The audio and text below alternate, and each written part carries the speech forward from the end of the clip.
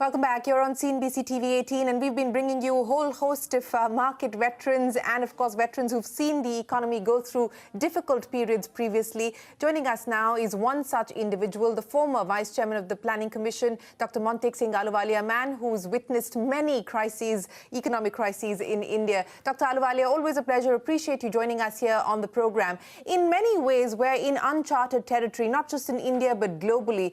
There is a supply shock, there's a demand shock, and we don't know how this virus is going to play itself out, how long it will take to be able to contain it. In your assessment, sir, given where we find ourselves today, what would be the appropriate fiscal as well as monetary response? If we can start by talking about the fiscal response that you would like to see. Well, as you said, this is a completely unexpected, exceptional event, so we don't have any past experience of dealing with it. But you know, on the fiscal side, I mean, I think we have to consider the biggest priority is to deal with the health side of the crisis. And if that requires expenditure of various kinds, which it certainly will, I think that ought to have top priority. We should not be worried too much about what that might do to the fiscal deficit, because quite honestly, the fiscal deficit is going to be seriously destabilized because of the expected collapse in growth all over the world, which will also happen in India. So revenues are going to be low anyway. However, as far as expenditures are concerned, we need to look at the health side and do everything that's necessary, creating expanding facilities, initially on an emergency basis, undertaking expenditures needed to stock up with the right medicines, if not directly for the virus, because there is no curative measure, to deal with complications, and of course ramp up the testing system, which I know a lot of people on your program have already talked about. So that's one thing on the fiscal side, which we should definitely go ahead and do.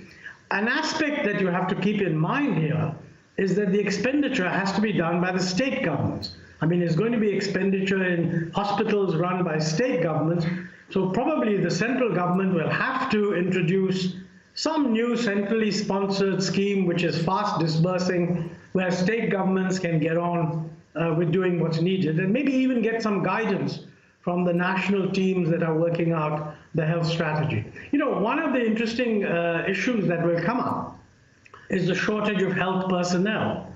And in this respect, I think the Punjab government has actually extended the retirement of doctors and nurses who would otherwise be retiring in the current year. I think that should be done across the states, and the central government should be willing to foot the bill. So on health expenditure is one side of the picture. You know, the other side on the expenditure front is that a lot of businesses are going to be badly hurt, as many people have already said, and that is likely to lead to layoffs, especially in the informal sector. So we need to expand the existing social welfare schemes as much as we can. Now, clearly, MGNREGA is one of them.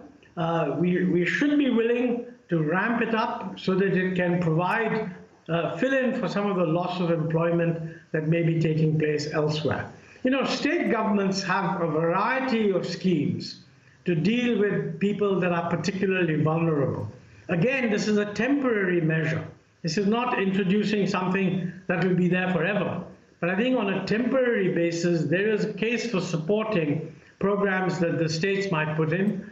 And you know, a way could be found of determining how much is an appropriate central contribution to the states doing the rest. I think looking more broadly at what's going to happen to industry, there's no question that industry is going to be badly hit. We don't know whether this is a matter of a couple of weeks, a couple of months, or even 6 or 8 months, because nobody knows when the virus is finally going to come under control. But in that process, many businesses will run into difficulties, especially in the sectors that are very severely affected. I mean, airlines, transport, tourism, hotels, and all.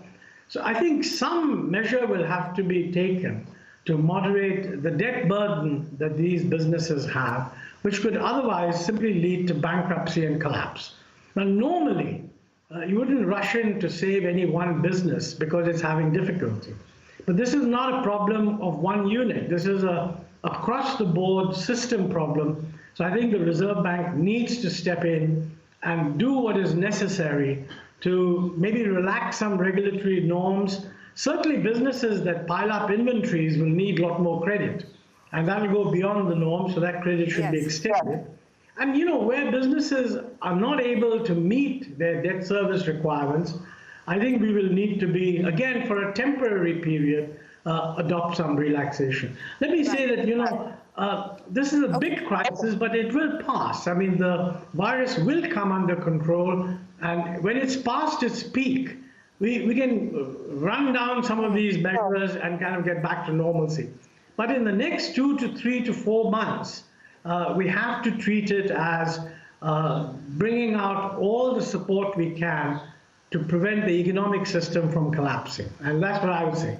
On monetary policy, I mean, across the world, I mean, it's a no-brainer that monetary easing is taking place, and I'm sure it'll happen in India also. But I don't think it's just the rate of interest. I think it's these other things like injecting an appropriate amount of liquidity into the economy, changing the rules under which banks are allowed to lend, which will be more important. And here, banks also need to be quite positively encouraged to relax their own standards, which they'll only do if the RBI lays out a framework. I mean, otherwise, no individual bank management would be willing to depart from the norm. So it's a broad-based reaction that we have to have, always keeping in mind, by the way, that some of there's an interconnection here. I mean, health has to be the primary responsibility. But in a world in which we don't have a vaccine and we don't have curative measures, lockdowns and social distancing are the only means we have to keep the spread under some degree of control. And that actually means unavoidably economic dislocation, not just a global one. I mean, there's going to be a global dislocation, exports, supply of critical imports, etc. And a domestic dislocation, which is also going to be significant. We're seeing that already in the loss of incomes in a large number of areas. You're right, Dr. Ahluwalia, and I think you very comprehensively listed out what needs to happen both on the fiscal side as well as on the monetary side, with the RBI perhaps easing norms, more forbearance across the board, not just for MSMEs, NPA recognition moving from 90 to 180 days, credit enhancement, liquidity measures. We've seen 2 OMOs already. But Dr. Ahluwalia, specifically on the fiscal side, and as you rightly pointed out, that at this point in time, the fiscal deficit is not going to be a priority because you do need the government to come out there and spend. What will that mean? Will it mean additional borrowing on the part of the government? How would you like this expenditure to happen, and how would you like the government to fund it? Well, clearly it will mean additional expenditure.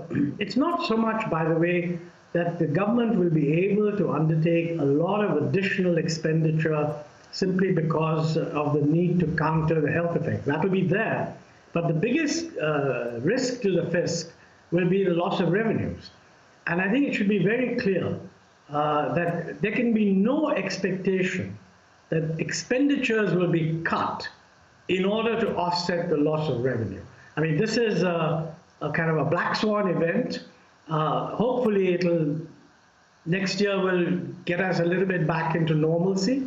So if the fiscal deficit is shot in the current year, I don't think that that's something that we should be too concerned about. Now, let me say that, having said that, looking at India, nobody thinks we have fiscal space because our fiscal deficit is already very high. But whatever it is, when the economy is collapsing and revenues are collapsing, we can't be attempting to cut expenditure at this point. So actually what it points to is the extreme importance of recognizing that we have been off course on the fiscal deficit for several years. Not just in this government, but even in the previous government, recognizing that the fiscal deficit is being understated. So actually what we ought to move to in the medium term, a credible plan for A, declaring the real fiscal deficit, and B, introducing a medium-term plan which would actually bring it under some control. Most people would appreciate if we take this opportunity to say, well, look, we're not going to be focusing so much on the fiscal deficit this year, but we are going to focus on getting back to a norm. That's when it really matters. I mean, let's put it this way. Today, a higher fiscal deficit is not going to crowd out private investment, because private investment is just not going to come back until the COVID-19 epidemic is brought under some control. So in that sense, while we have a high fiscal deficit, there isn't going to be that much demand for these funds from the point of view of private investment. The real demand is going to be from businesses needing temporary support. That's not a government expenditure problem. That, I think, is what the banking system must provide. From a system stability point of view, real economic system stability point of view, and it has to be led by the RBI, giving the right signals. Absolutely. Just back to the fiscal issue, sir, and one of the measures that is being considered at this point in time is a cash transfer, perhaps to the most vulnerable at this point in time under the DBT scheme. Do you believe that that is the way forward? The former RBI governor, Mr. Rangarajan, had a different opinion on that, saying that that ought not to be the way to go, but this is under serious consideration, is what we're given to understand. What would you suggest? Well, I think there's been a big demand for a universal cash transfer, which is a long-term social security measure. And I think that this should not be the occasion to stick that in. What we should be doing now is to find out ways of getting money into the hands of those most severely affected. I would not actually object to doing that through a direct kind of cash transfer, which actually amounts to a sort of wage subsidy in the informal sector. But it is extremely difficult to devise a system that will actually not be misused. So I think the best thing is to let the state governments handle this as they like. Different state governments will have different ways of handling it. I think any centralized system of doing it will be unworkable. But where we could do something, and certainly anyone who is actually found to be suffering from COVID-19 and requiring treatment could, in addition to free health, for example, be given a cash transfer, because there'd be loss of income, his family to support or her family to support, etc. So some of this aspect could probably be factored in. Some of the existing social security schemes could be expanded. I mean, for example, the old age income scheme could be very easily expanded, maybe temporarily, because I think families where such people are there will lose income from other sources. So some action of this kind is justifiable. I'm not sure that you want to roll out a completely new basis for social security at this stage. Because remember, I think our main concern should be, what can we do in the next 6 to 9 months, hoping that by the end of that period, things will begin to settle down. And I think whatever we do ought to be, in terms of cash transfers, etc., ought to be calibrated around that assumption. Absolutely. And as you point out very legitimately, that this will require coordination between the centre and the states. As you suggest, even if the government were to go forward with a cash transfer scheme, that will have to be executed and implemented perhaps at the state level.